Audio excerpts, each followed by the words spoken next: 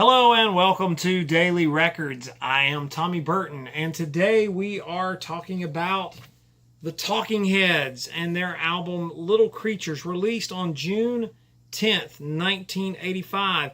This would have been the sixth album by the Talking Heads.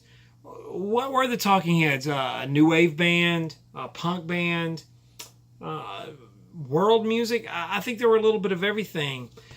This album in particular was interesting because this was an exploration sort of in Americana. There were elements, and like a lot of Talking Head stuff, they infused a lot of styles into their music. But this album in particular featured quite a bit of country type music.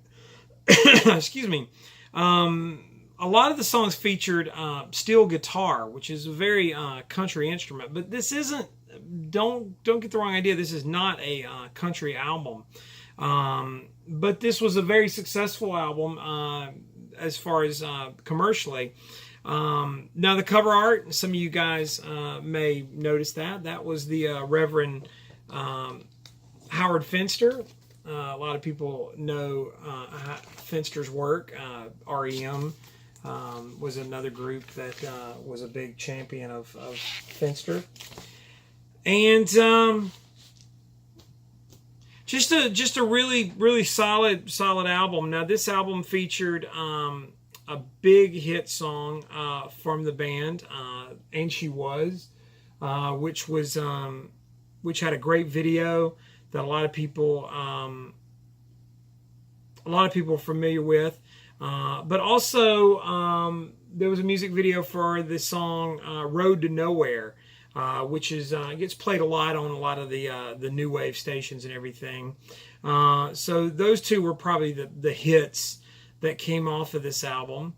But overall, it's a very good solid record. The album opens with "And She Was," closes with "Road to Nowhere," but it features a lot of the sort of things that the Talking Heads were known for. Americana. You have songs like "The Lady Don't Mind," "Perfect World," "Television Man," but some group efforts like "Give Me Back My Name." Just a nice solid album. To me, a lot of Talking Heads releases can be spotty, and sometimes a little bit goes a long way. But this is an album that really, for me, is one that I can put on and play all the way through and enjoy listening to it.